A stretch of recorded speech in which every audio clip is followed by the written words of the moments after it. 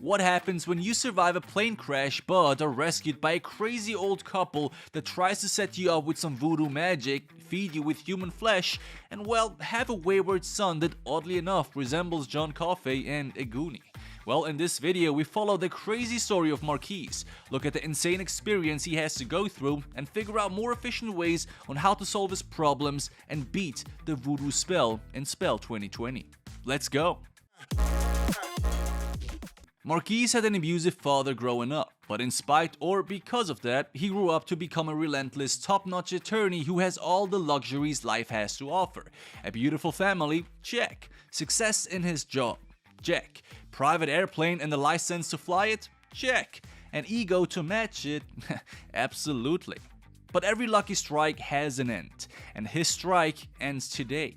At work, an unexpected phone call informs him that his father has passed away, but because of the difficult past he shares with him, he struggles to understand what this really means. Will he pay him a last visit, or will he just ignore it and continue with his life? Well, at dinner he consults with his family on what to do, and we learn that in his childhood he ran away from home and never looked back. He cut all ties with his old man and lived independently ever thereafter. But despite that obvious resentment towards his father, the family decides to honor his death and go for a final visit. Now, heading over to the funeral, they fly over the breathtaking fields of Kentucky and casually stop by an old gas station in the middle of nowhere, which is odd. I mean, can you casually land at a random gas station and refuel your plane just like that? I have never seen that. In fact, if there is anyone out there from the States that can confirm that this is actually being done like that, then please let me know in the comments. I'm burning to know. Now, a lot of foreshadowing is being done here. The gas station owner is selling mojo bags and other witchcraft protection items, trying to pass some to Mark, who absolutely declines. Question: would you have accepted these witchcraft medallions or not?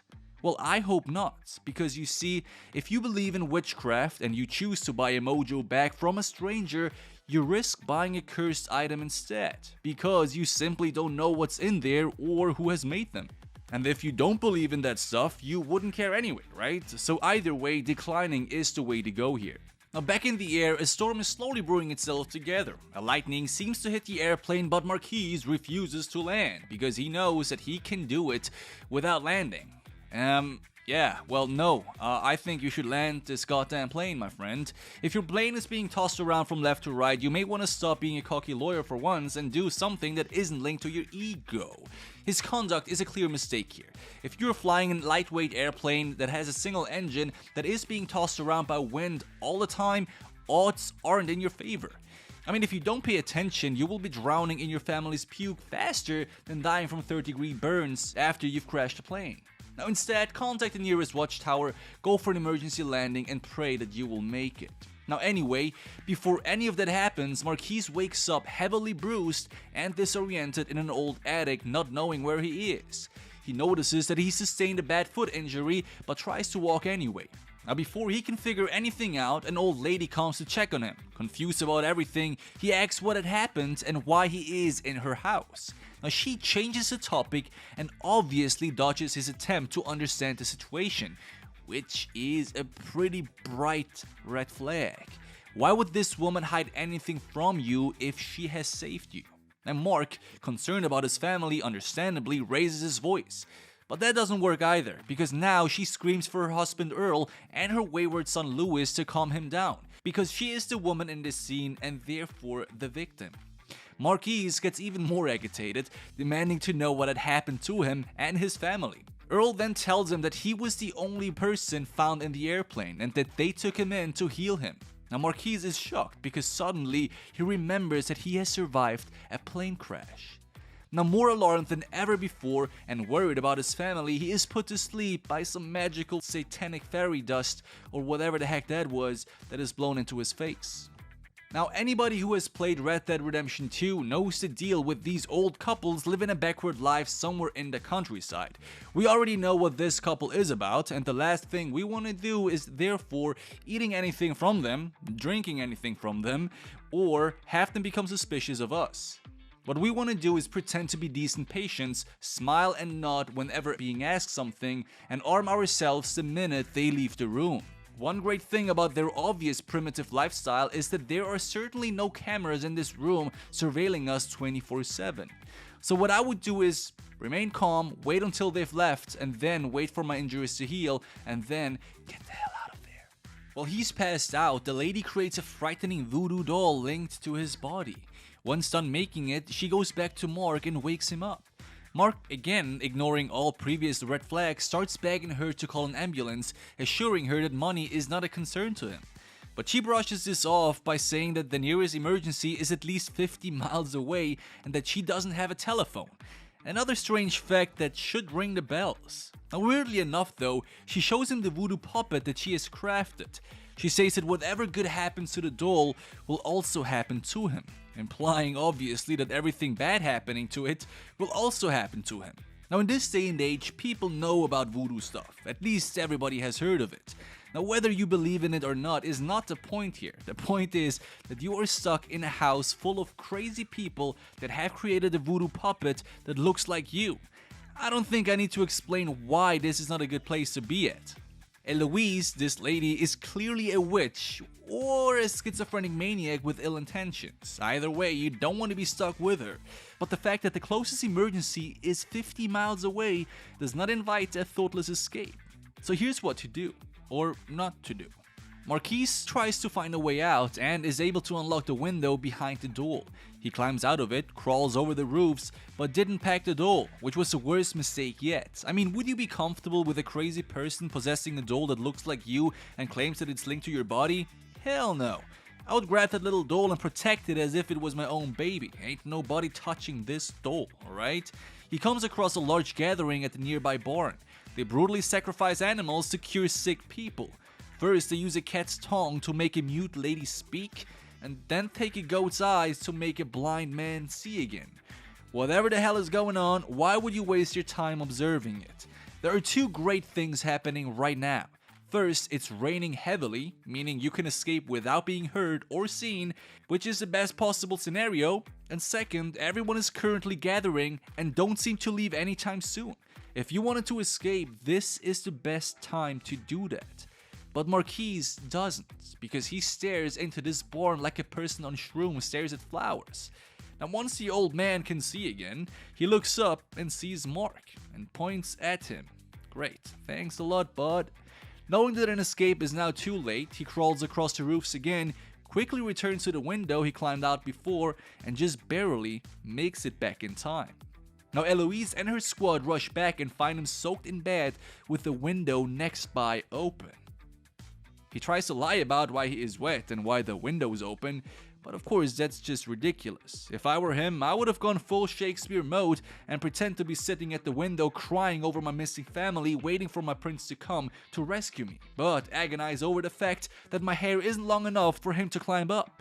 But anyway, she locks the window and leaves him for tonight.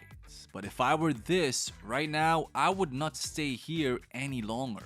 After seeing what had happened at the barn, I would keep my doll out of anybody's reach and reconcile with the fact that I may need to slay some people before I can leave. But before we become the murderous person we strive for on Bingexpress, the following morning Marquis wakes up to the sound of a notification ring, but quickly forgets about it after he notices a plate of stew near him. While Eloise goes to get him another plate, he takes the opportunity to disable the bell at the door that stops him from escaping unnoticed. Which is a great thing to do, right? Risky but inevitable unless you fancy climbing out the window again. The only thing I would do differently here is hide that metal piece somewhere else than in my pocket. The last thing I want is Eloise finding it with me and have me tied down. This would be the worst case possible. Now when she gets back, he asks her about the telephone ring from before, but receives a straight up lie. He does the right thing though and plays along, knowing that he won't receive any meaningful information from this woman. One of the best things so far has been the fact that Marquis has stayed extremely humble and friendly throughout this stay here. Often characters in such movies let their emotions run wild and F things up by the minute, but not this guy though, so thumbs up for that. After she leaves, he plays around with the leftover bones from his past meal and figures out that it's a human hand. Well, if you needed a better reason to leave, then it doesn't get better than this. Now what surprises him the most though is the fact that it looks just like his son's damaged hand. He gets up, immediately picks the door's lock and sneaks out. He quietly manages to snatch a flashlight and is able to escape the whole house. His foot injury makes it difficult, but the thought of his family pushes him through, until he reaches the crashed airplane. He finds splatters of blood all over the place, but no sign of his family. If there is so much blood around that has not been cleaned up, chances are you will find a trace. He looks around and eventually finds a house in the forest, but before he can reach it, Wayward Lewis comes out of nowhere and knocks this guy down. It would have been beneficial to arm yourself before leaving. There were many objects laying around in the attic that could have been used for such purpose, and if it's only a glass shard, so be it, but you don't want to remain incapable of defending yourself. After the unsuccessful escape, just like in a video game, he wakes up in the same attic again as if nothing happened. He goes to the window to check what's going on and sees that Lewis and the couple are leaving the property. But before he does anything rash, he unwraps his foot and finds a massive nail stuck in his heel. With no time to waste and no desire to walk on a pierced heel like a psychopath that gets a kick out of excruciating pain, he single-handedly pulls the nail out like a savage. This is either a mistake or the best thing to do. You see, pulling out a large, sharp object stuck in your body comes with a significant risk of tearing up large blood vessels and soft tissue, leaving you with a leaky and very painful injury that may even makes it more difficult to escape. Pulling out the nail is only a decent idea if you will apply a compression bandage afterwards to stop the bleeding. Now Mark wastes no time and goes to search the building. A great thing to do. He rushes to the barn and finds a secret room full of corpses, voodoo dolls and shelves stacked with magic and spells. The most curious thing of all though is that he also finds a century-old photo of the trio, proving that they have been using magic for immortality. Now if anything, this should be a red flag, because magic is one thing, but hundreds of years of experience in cooking people, kidnapping them and eating them is a whole different story. Nevertheless, this is a great stash to find. The sleep dust itself is enough to get you out of there. All we gotta do is surprise them with a blow at the right moment, tie them down, and get the hell out. He also finds a voodoo doll crafting table, and somehow creates one himself. It's not very clear who this is for, but fighting magic with magic is not a bad idea. Now hearing a phone ringing again, he chases the sound and finds his son's phone in a box. He grabs it, turns around, runs back upstairs and decides to push the nail back into his heel to cover up his findings. Now once they enter the attic, they immediately check on his foot to see if he had removed it. Well played, Marquis, well played. Now after being left alone in the room, he wastes no time and tries to unlock the phone, which is stupid because at this moment the phone only has around 1% charge. Look, at 1% battery you don't take any chances, right? Instead, you just call the emergency straight from the locked screen. It's 2022, my friends, it's 2022. Now he calls through and the sheriff on the other side recognizes who he is and drives over immediately, knowing exactly who these people are and where he is. But Eloise has other plans. He was apparently too loud and now she goes upstairs to stop him in whatever he's planning. She grabs his doll, unplugs its tongue, and pins it down. Magically, Mark can no longer speak and can barely move. Now to be honest, it should have been always clear that as long as this doll is linked to his body, there is no real escape possible.